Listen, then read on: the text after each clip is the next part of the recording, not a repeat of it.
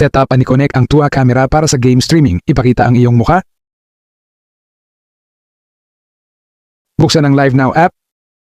Pumunta sa Theme Setting. Add New.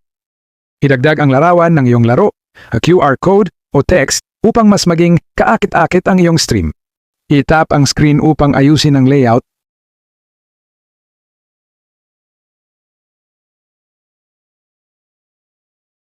Done. Pagkatapos itap ang camera.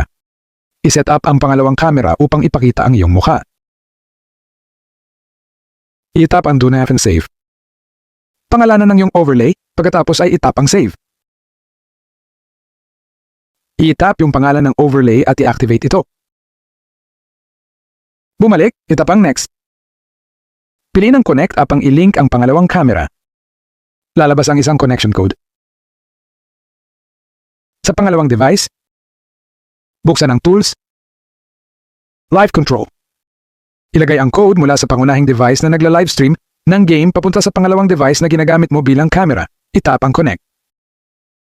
Kapag nakakonect na, bumalik sa pangunahing device, itap ang Start Up ang simula ng livestream. Start Broadcast.